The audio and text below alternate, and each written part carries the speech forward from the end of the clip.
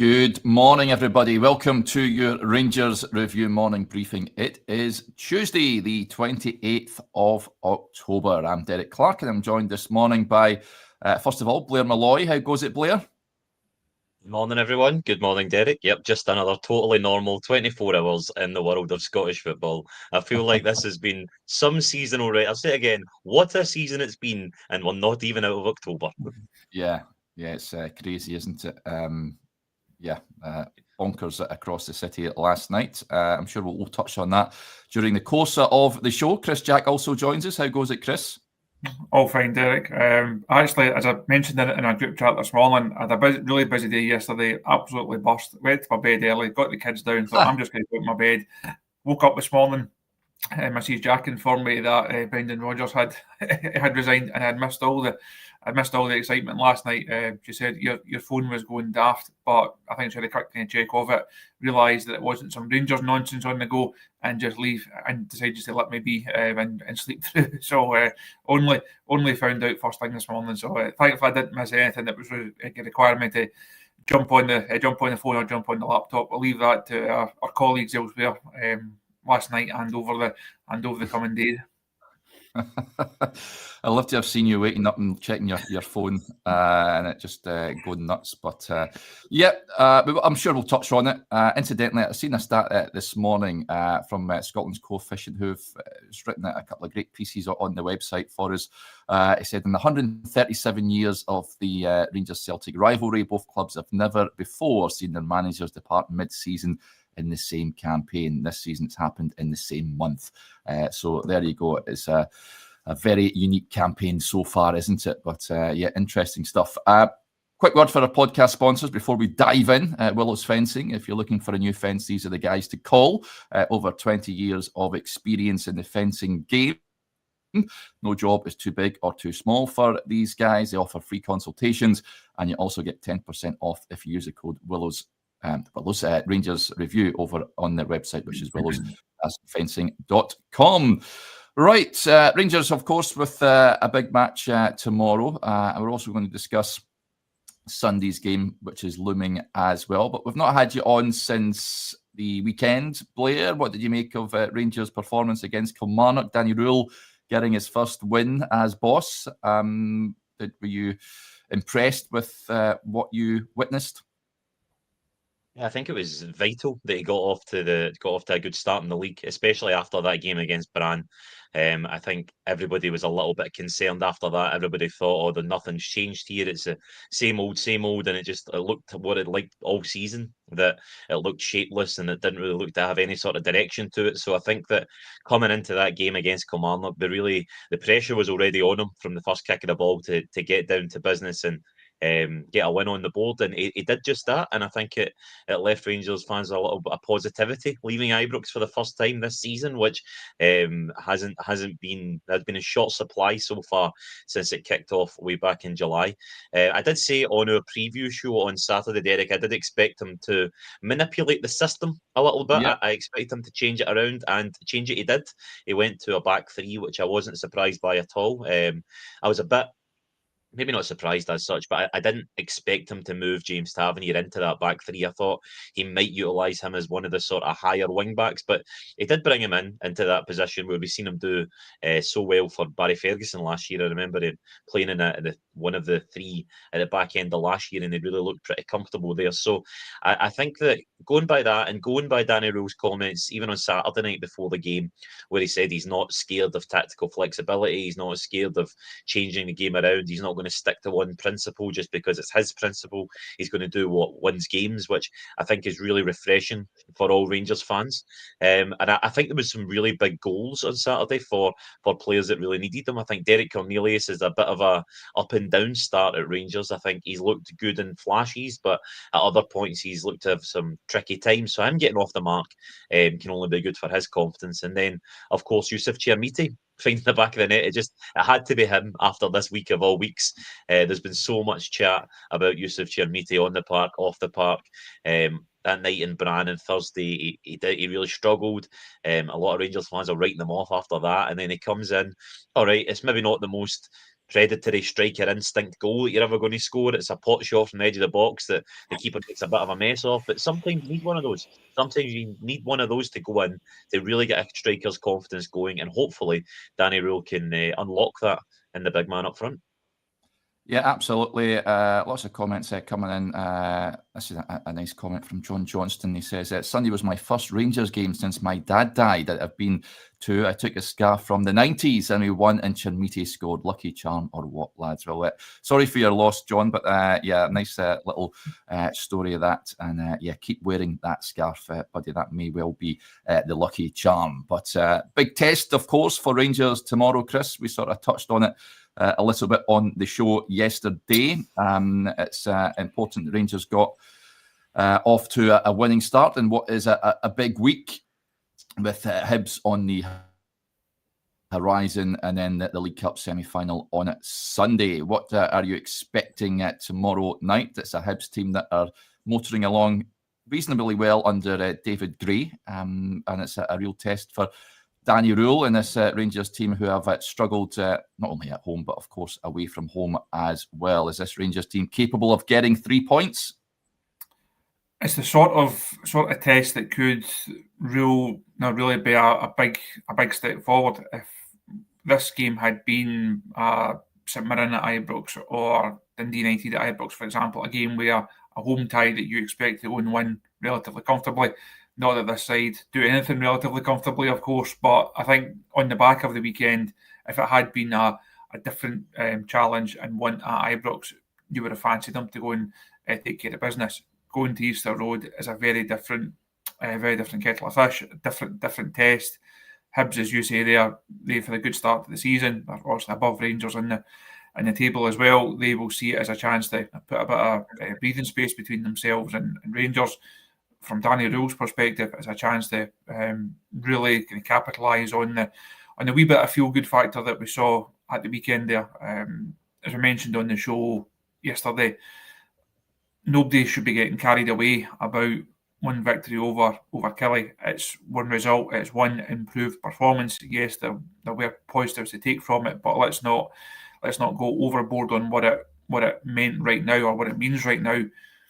If they can go and follow it up and then go and follow that up again at the weekend, you have to say it's been an impressive start from Danny Rohl.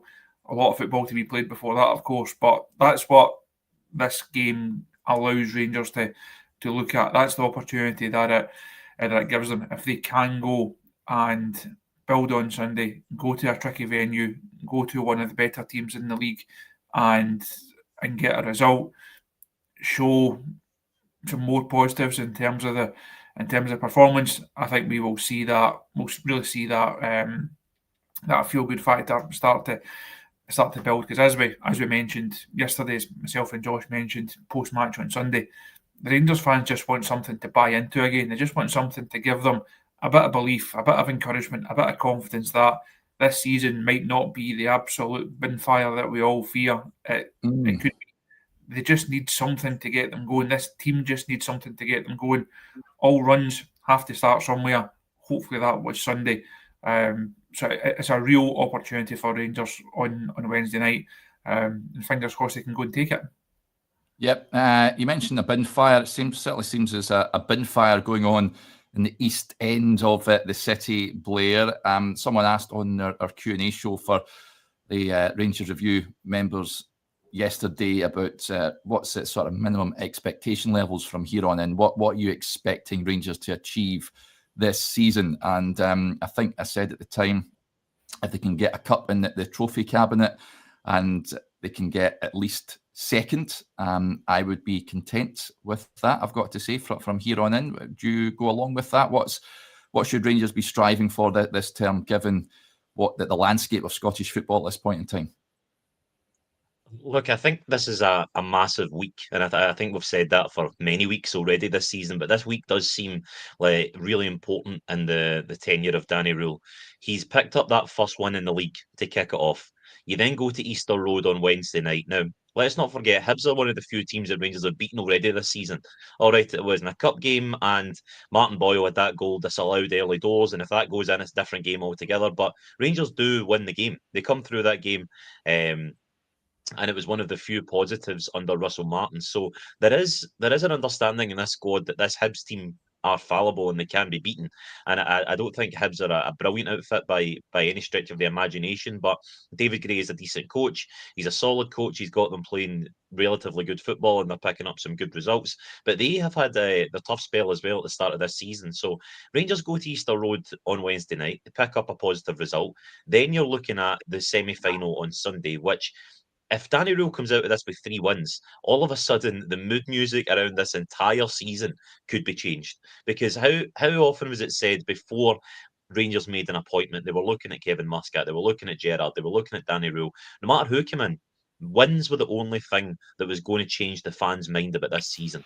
Danny Rohl, even though he might have not had a lot of backers on paper before he came in, if he starts putting 1, 2, 3 wins together, all of a sudden the fans will absolutely behind him. They'll absolutely buy in, like you said, Chris. They'll buy into what he's given them because the fans are so desperate to buy into anything. You look at Hibs in the midweek, you win that. Potentially, if results go Rangers' way, could be up to third in the table. Now, that seemed so far off not that long ago. It seemed like those top echelons of the table were so far away. But sitting in third, potentially going into that League Cup semi-final against, as you touched on there, Derek, we won't go into it too much. This is the Rangers review. But the current state of affairs at Celtic, you're looking at that game going like that. This is eminently winnable. And you go into that game at Hampden on Sunday with the real possibility of setting yourself into a final, which could be a springboard for the rest of the season. I personally think it's still all to play for this season, Derek. I know people were writing the title off, they're writing everything off. I think we're far too early to be writing things off, especially if Rangers can get some consistency. Yeah, a lot of support in the chat there. Blair, Dennis certainly backs your comments on that front. Chris, at this moment in time, I still have my doubts about this Rangers squad going on a consistent run of games. Now, Sunday was baby steps for me, and Danny Rohl referenced that in his post-match press conference a number of times. It was a small step and no more. But tomorrow, if he can get a result, then suddenly that the sort of belief starts to grow a little bit, you've got to say. But at this stage, what we're nearly into November, what do you think that the expectation levels are on for Danny Rohl? What are the fans expecting, do you reckon? It's such a difficult question to answer because there's so much, Blair's outlined there. There's so many different parts to it. I know we obviously focus on Rangers issues here, but you have to look at what Hearts are doing clearly. You have to look at the situation at Celtic. We don't know how Celtic will react after developments there. Now, will they be better? Will they be worse? Will they just be the same? How will Hearts? Now, they will go through a spell at some point. How will they handle that? If that spell lasts a couple of games, Rangers are too far back and it won't make any difference. If that spell was to last several weeks and Rangers can be consistent through that same spell, then there's a chance that gap could be closed. At this stage, you would say a 13-point gap. It looks too big, and it's too big a hurdle to overcome. But consistency is the key word for Rangers. Something that they've not shown this season. Something that they've not shown often enough for far too long. At times of seasons when it's really, really mattered. Does this squad scream out potential champions? For me, it doesn't. I think it's still short of quality in too many areas. It goes down as a huge frustration and a real missed opportunity because you look at what Hearts have been able to do in a short space of time with a budget fractions of the quantum of Rangers. You look at the issues that Celtic have had. I know it's hindsight and it's easy to say after the event, but this season was there to be a really good one for Rangers, and through their own mistakes and their own failings, they put themselves in a situation where they're still the third favourites at this stage. So I would be surprised if this squad has what it takes to be that consistent and that impressive to go on and win the league. But the gap to Celtic is not as big as people perhaps think it is. I think there was also a spell a few weeks ago where it looked like that gap could go and become double digits, and at that stage you're miles off it. It's not that big, and if Hearts were not in the equation, you would say, well, you're only handful behind Celtic. You've still got the Old Firm games to come. You've got a chance to put a major dent in them on Sunday. But Hearts is the bit of the equation that we just don't know right now, because we don't know how they're going to handle it. We don't know what they'll do in January. If you take them out of it, could Rangers finish above Celtic? I think they could do. Will that be enough to win the league? That's the bit we just don't know. Yep. Let's move on from that. Lots of comments coming in, incidentally. We know that Danny Rohl, since he was appointed, he's brought 2 experienced German coaches in with some repute, and he said, of course, at his unveiling, that he's hoping to bring in a Rangers related coach as well. Jim and a few others saying, Chris, any idea when Rohl will add to his backroom staff with a former Ranger? So we expect a former Rangers guy to assist him. He did it down south, of course, at Sheffield Wednesday. He brought in Chris Powell, who helped him greatly down there at Hillsborough, and he's looking to get a bit of assistance as well, which I think is a good thing, Chris. But as at this point of recording, we do not know who that is going to be just yet, do we? No, still no confirmation on who that will be. Asked last night on it, but didn't get anywhere on it. So it's on my to-do list again for today.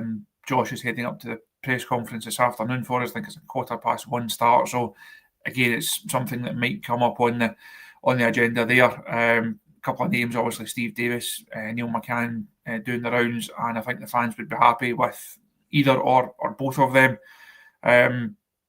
In general, I think it's a good idea. I don't think it will make or break Danny Rohl's Rangers career. I don't think it's a case of you bring someone in that knows the club, that knows the league, it's automatically going to transform you from being potential challengers into likely champions.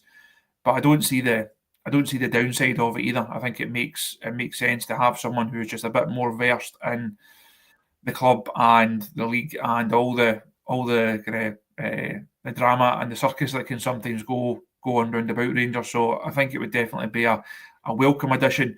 I don't think it'll make or break it, but I think you're as well to have it rather than not. And I say the 2 names that seem closest to it, Neil McCann, Steve Davis, the fans would be happy to see either of those guys back at the football club, because you need not just on it in a football sense.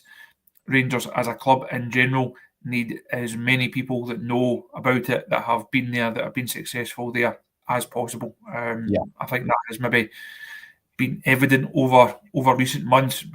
People maybe just not quite understanding how certain things would land, or certain deals that have been done, maybe just not quite getting Rangers and quite getting life in Glasgow. So the more the merrier in that regard, not just in a football sense, but right across the operation. I totally agree. Rangers do need more Rangers guys in there, both on and off the pitch. A lot of support coming in for Neil McCann in the comments. Graham Gillis, this is a bit of left field. He says, what about Albert's Rangers man and German? I don't think he's ever went into coaching Gers, has he? Off the top of my head, I don't ever think he's done that before, but there you go. And this is talking about left field. Blair with the point says, get Bert Konterman and Peter Lovenkrands in the coaching team for Sunday and site absolutely, Blair. That is a top-notch suggestion there. So there you go, Rangers. Get it done. But Blair, do you have any, I think we've asked you this before, any preference on who comes in to assist Danny Rohl? Yeah, I don't have a particular candidate. I kind of agree with Chris. I don't think it's a make or break. I think it's one of these issues now that everyone wants to debate and everyone wants to put their own 2 pence worth in who think they'll be the best. But I think that whoever comes in, I think it'll be a young and hungry coach that wants to try and make a bit of an impact in the game. I think that working under Danny Rohl, from the impression that I've got from him so far, seems like a very good education. Even though that he is only a man of tender years, he seems to have a lot of knowledge about the game, and he seems to want to play the game in the right way. I said,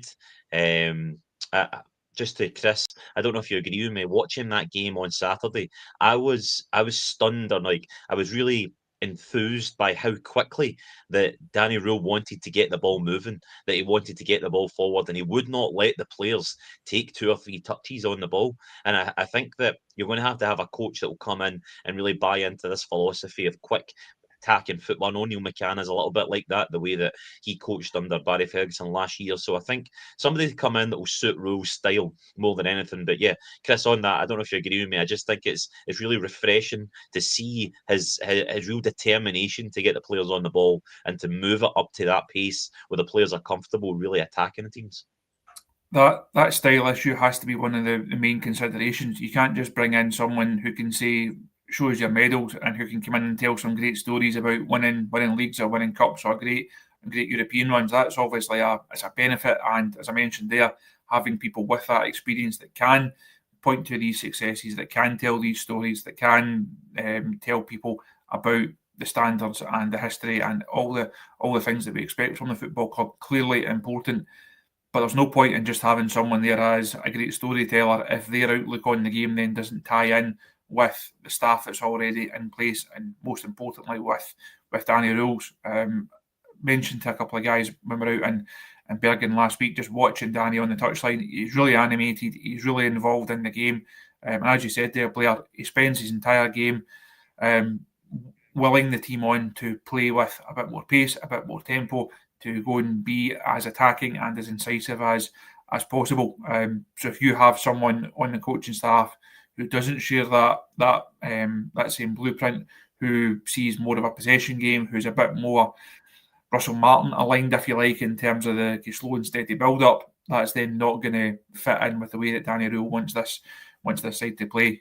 You can't have a situation where there's too many mixed messages coming from the bench, and I think whoever does get this role, it will be they're also going to come in and be part of the squad, but they're not going to be the defining or the largest voice in that staff. Clearly going to be the manager. So finding someone that they can have a personal rapport with, great. Someone that the players can have a rapport with is really important as well. That figure could almost be like a conduit between the playing staff and the coaching staff. Arguably, that's going to be his biggest role and his most important role in all this. So I get why people are banding names around saying get him, but ultimately it's going to be up to Danny to sit down, to speak to these guys and think who's going to be the best fit for me as a coach, for me as a person, and for a squad of 30 guys that are individuals, or a squad of 30 individuals and a team. Yeah. What's Archie Knox up to? Someone like that I would love at Ibrox. I know he's getting on a bit, but someone, it has to be someone that isn't necessarily just going to agree with everything Danny Rohl does as well. It has to be someone that does challenge him at points. I think that is the best bet, but quite rightly, it has to be someone that there is a chemistry there. They can both get on. So, Rangers taking their time over that one. Moving on then from that, and just sort of looking further ahead from Wednesday, the match officials for Sunday have been confirmed, and it's fair to say it's caused a bit of a stir. Now, Nick Walsh will be the man in the middle for the game at Hampden. The two assistant referees, wait for it, folks, Daniel McFarlane and Frank Connor. Stephen McLean on VAR, and he'll be assisted by Andrew Dallas. Now, Nick Walsh, for me, he's not a very good referee in my opinion, but you look at who is available in Scottish football, and there aren't many good referees. In fact, I'll challenge anyone to come up with some suggestions as to who is good, and then I'll mention them. But it is what it is. It's a small pool to select from. The fact that Frank Connor's involved Blair, the Rangers fans, certainly the ones on social media I've seen, aren't best pleased at that, given he was part of that carve-up last season for the Václav Černý penalty debacle. He's involved in this. I don't know where the punishment was for the officials involved in that final, given that he's back involved in another high-profile game. I get he's running the line, but he's still involved, and I can understand why the Rangers fans are a bit perplexed by this. Yeah, I think there's always this debate about the standard of officiating in Scottish football has raged on for my entire lifetime watching Scottish football. I don't think I've ever had a season where fans are happy with the standard of officiating in this country. The people that have been selected for the final. There's not really a lot anyone can do about it. And you just hope that officials that have been out there before have learned from previous mistakes. They've went through rigorous training to become better and more equipped at the likes of using VAR and such, and just hope for a game on Sunday that is defined by the football on the park rather than the officiating of it. Surprised at the match officials there, Chris. As I mentioned, it is a very small pool, but I very much hope we're not talking about a similar situation as we were last season. I have my doubts because I just don't think that the officials in this country are up to scratch, to be honest with you, for such a high, certainly on Sunday, high-profile fixtures. And it's not just Rangers that are affected. You see other teams complaining about the standard of officiating in Scotland. But your thoughts on who will be manning the game? As you both said, hopefully when we do a post-match show on Sunday and when we're back on again on Monday morning, hopefully we're talking about the football rather than a refereeing decision, and certainly one that's been as costly and as match defining as that Journey incident that you referenced there, Derek. These debates, they're tedious ones that have to get into. We seem to have them far too regularly, and we have them regularly because the standard is just not good enough. There are still too many mistakes being made. There's too many decisions that are that the fans and players and managers just don't understand. You mentioned there it's not just Rangers and Celtic that have this issue. You see managers and players at every club over the course of a week, a month, a season, all speaking about the standard, all speaking about decisions that have been given against them or that have not gone for them. Also, when it comes to the Old Firm, it's a different kettle of fish. It's a highly pressurised atmosphere. You're paid to get these decisions right, and hopefully they do get the decisions right. But you have to say it's not a classic refereeing team, that is it. But hopefully it all passes off without major incident. And say come post match Sunday, come Monday morning, we're not talking about what a referee has done or what a linesman has done or a VAR decision. With the technology there, I've said this right from the start since the technology was brought in. My issue with it is it's not the cameras, it's not the screen, it's the way that it's being used and the people that are using it. If you have all the angles and all the technology in the world, and you're still making mistakes, that goes down to the people that are actually using it. So time will tell. But hopefully that refereeing team have a good Sunday, and I say we're not having to spend too long going back over their issues. Yep, I am concerned about it, I've got to say. Ian Dillon with the point says Old Firm games should be English referees. I would not be opposed to that. Ricky with the point says foreign refs for the Old Firms and other local derby clubs. I've said that before, incidentally. I would like the SFA to bring in the best officials possible for at least the high-profile games. There is money there available, I am sure. Treating these games with the importance that it deserves by making sure you have, for a start, full-time referees in place and the best ones you can go and find. So that is my view on it. Just going back to what Chris said there about having a sort of a Rangers connection on and off the pitch. Graham with a point here, which is bang on. He says the coaching staff deal with the football. People like Mary Tiny Gallagher and Jimmy Bell were the ones who told the players about the history. Yeah, both sadly missed. And you sort of perhaps forget how big a part they played behind the scenes at the football club. Nice comment for you, Blair, from Bazaar Inc. Says Blair is a great add to the pod. So there you go. It's good to have you on. You've been on for a wee while now. So some nice, kind words for your good self. Just a heads up then, folks. Today is press conference day. We'll hear from Danny Rohl around about 1:15, and whatever player is put up for the press. We'll have all the usual fallout from that on the YouTube channel, and we'll discuss what was said as well a little bit later on. So keep your eyes peeled for that. Right, that'll do us there for now. A big thank you to Blair and to Chris, and thank you to you all for tuning in to the show. As ever, it's much appreciated. And yeah, we'll chat again soon. Bye for now.